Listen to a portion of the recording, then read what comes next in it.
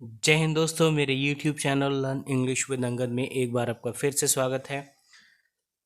कल मैंने आपको एक स्टोरी के बारे में बताया था जिसमें किस टेंस का कौन सा वर्ब फॉर्म यूज़ हुआ है, उसकी कुछ एक्सप्लेनेशंस दिए थे। और आज उसी सेम स्टोरी का एक अगला पार्ट लेकर मैं यहाँ पर आया हूँ। प्लीज़ देखिएगा, प्लीज़ समझिएगा। अगर अभी तक आपने मेरे चैनल को सब्सक्राइब नहीं किया है प्लीज़ कर लीजिए। अगर आप नए हैं तो भी कर लीजिए। अब प्लीज़ वीडियोस देखते रहिए ताकि आपको समझ में आता रहे कि क्या टेंस यूज़ हो रहा है, क्योंकि स्टोरीज बहुत हेल्प करती हैं हमें इंग्लिश सिखाने में। ठीक है, टाइम ना वेस्ट करते हुए आइए शुरू करते हैं, और आप प्लीज़ सपोर्ट करते रहिएगा मुझे। Let's start. आइए शुरू करते हैं। देखिए, लिखा है O king, don't you know the word has fallen down, they cried together. कल इसके पहले तक मैंने समझाया था। O king don't you know, हे राजा क्या तुम्हें नहीं पता है। डोंट यू नो का मतलब डू यू नॉट नो। ये वही वाला इंट्रोगेटिव सेंटेंस है जो प्रेजेंट टेंस के इंडेफिनिट में आता है, क्योंकि यहाँ देखिए डू नॉट लिखा है और इसके साथ वर्ब की फर्स्ट फॉर्म आई हुई है। The word has fallen down, यहाँ पर देखिए फिर से प्रेजेंट परफेक्ट टेंस का पार्ट यूज़ हुआ है और फॉल की थर्ड फॉर्म आई है। इसका मतलब टेंस ही चल रहा है। दे क्राइड टुगेदर, ये सेकेंड फॉर्म आया यहाँ पर, सेकेंड फॉर्म वर्ब की सेकेंड फॉर्म आई है V2। दे क्राइड टुगेदर, वही एक साथ चिल्लाकर बोले। What nonsense, he road, who has seen it. अब आपको पता है नॉनसेंस का मतलब क्या होता है, बकवास या बेवजह बेफजूल कोई बातें। ठीक है, व्हाट नॉनसेंस, क्या बकवास है। ही रोड, वो दहाड़ा, क्योंकि शेर जब बोलता है वो दहाड़ता है। रोड मीन्स हो गया दहाड़ना। और ही रोड यहाँ पर फिर से वर्ब के सेकेंड फॉर्म आई है। ठीक है, हु हैज़ सीन इट, अब यहाँ पर फिर से आया है प्रेजेंट परफेक्ट टेंस का पार्ट, क्योंकि यहाँ पर लिखा है हु हैज़। अब देखिए हैज़ के बाद आया वर्ब की थर्ड फॉर्म, इसका मतलब who has seen it verb की थर्ड फॉर्म हो गई। आगे देखते हैं। No, not I said the elephant, not I मैंने नहीं, सेड द एलिफेंट हाथी ने कहा। मतलब शेर ने पूछा किसने देखा है कि ये संसार गिर गया है, दुनिया गिर गई है। तो हाथी ने कहा नॉट आई, मैंने तो नहीं देखा। Flapping his big years, flapping का मतलब फड़फड़ाते हुए, हिज बिग ईयर्स अपने बड़े बड़े कानों को। Not I said the fox shaking his head. अब लोमड़ी भी वही कह रही, शेकिंग मतलब सिर हिलाते हुए, फॉक्स मतलब लोमड़ी, सेड मीन्स बोला या बोली। नॉट आई मैं भी नहीं, सेड द फॉक्स लोमड़ी ने कहा, शेकिंग हिज हेड अपना सिर हिलाते हुए। And so, one by one, all the animals admitted that they had not seen it happen.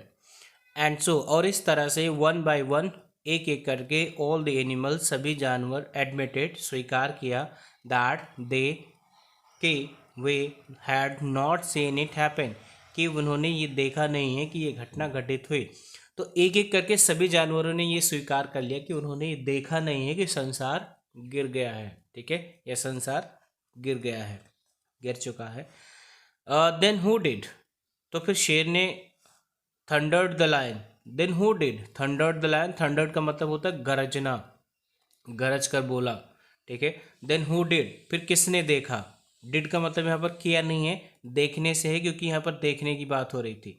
Then who did, किसने देखा। थंडर्ड द लायन, शेर ने दहाड़ा या शेर गरजा, ऐसे आप बोल सकते हैं। Well I did, well I did, oh तो मैंने देखा। I did said the hare and told them what had happened to him. Well I did, तो वो खरगोश अब बोला जो ताड़ के पेड़ के नीचे सोना पसंद करता था, क्योंकि उसी के पास नारियल गिरा था। ठीक है, खरगोश ने कहा मैंने देखा या मैंने बोला ऐसा। And told them what had happened to him, और फिर उसने बताया कि उसके साथ क्या हुआ था। व्हाट हैड हैपेंड, क्या हुआ था। The lion decided to see for himself, फिर उस शेर ने सोचा मैं खुद चल के स्वयं देखता हूँ। ठीक है, all the animals walked to, फिर सारे जानवर वहाँ पर चले गए। All the animals went to the palm tree and they found the coconut. सभी जानवर शेर के साथ उस पाम ट्री के पास गए जो ताड़ का पेड़ था, और वहाँ उन्होंने देखा एक कोकोनट। दे फाउंड, उन्हें मिला a coconut, I mean the coconut, वही कोकोनट जो ऊपर पेड़ से गिरा हुआ था, ठीक है। How they laughed when they realised how foolish they have been to believe that the hare and to follow him. How they laughed, तो फिर वो हंसने लगे, हंसने लगी, यहाँ पर स्टार्टेड लाफिंग नहीं लिखा है, हाउ दे लाफ्ड, फिर उन्होंने किस तरह हंसा अपने आप पर।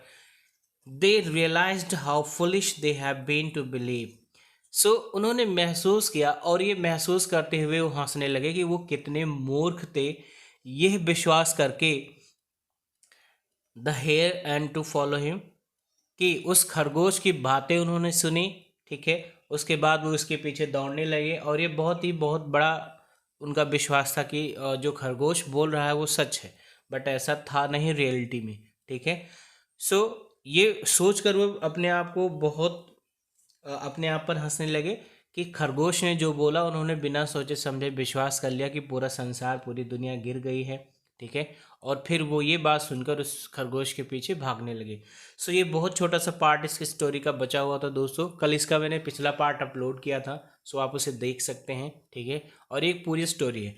अब स्टोरीज का मतलब मैं आपको बता देता हूँ। जब भी कोई स्टोरी हम पढ़ते हैं, कोई भी स्टोरी हम पढ़ते हैं, तो उसमें सबसे ज़्यादा इम्पॉर्टेंट होता है उसका एक्सप्रेशन, उसमें यूज़ किए गए टेंसेस, क्योंकि इन्हीं टेंसेस की मदद से हमें ये पता चलता है कि स्टोरी का मतलब क्या है या वर्ड मीनिंग कैसे निकाला जाना है, ठीक है। अब मैं आपको कुछ चीज़ें यहाँ पर एक्सप्लेन करता हूँ, देखिए। जैसे यहाँ पर लिखा है वेल आई डिड।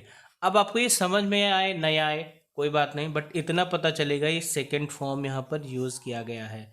यहाँ देखिए थंडर्ड लिखा है, थंडर्ड द लायन, ये भी वर्ब की सेकेंड फॉर्म ही है, ठीक है। उसके बाद सेड है, ये भी सेकेंड फॉर्म ही है। अब इससे क्या पता चलता है कि हमारा टेंस कितना अच्छा है, या हम लिखे हुए सेंटेंसेस को कितनी अच्छी तरह से समझते हैं। इसमें कुछ बहुत रॉकेट साइंस नहीं होता है कि आप बिल्कुल नहीं समझ पाएंगे या आपको उसी की स्टडीज़ करनी पड़ती है, नहीं। बट यस, ये जैसे अब यहाँ पर भी टोल्ड आया, ये भी वर्ब की सेकेंड फॉर्म ही है। तो जब आप कोई स्टोरी पढ़ते हैं तो इसमें छोटे छोटे एक्सप्रेशंस बहुत इंपॉर्टेंट होते हैं, बहुत मदद करते हैं। सो अगर आप पूरा वीडियो नहीं देखते हैं तो आप नहीं समझ पाएंगे मैंने पूरी वीडियो में आपको क्या समझाया है, इसलिए सारी वीडियोस पूरा देखा करिए। मुझे पता है एंटरटेनमेंट बहुत अच्छा लगता है लोगों को, इसलिए स्किप कर देते हैं, बट नहीं, बहुत सारे टीचर्स हैं जो ऑनलाइन पढ़ाते हैं और दी स्टूडेंट्स लव देम, उन्हें बहुत पसंद करते हैं।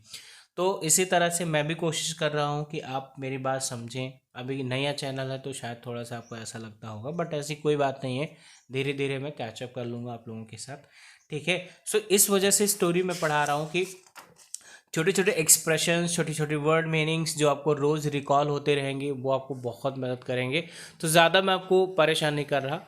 थैंक यू सो मच, अभी तक आपने जितना सपोर्ट मुझे किया है उसके लिए बहुत बहुत धन्यवाद। आप प्लीज़ ऐसे मुझे सपोर्ट करते रहिए। मिलते हैं अगले वीडियो में अगले टॉपिक के साथ, तब तक के लिए जय हिंद दोस्तों। Thank you so much, have a great time, take care of yourself, bye.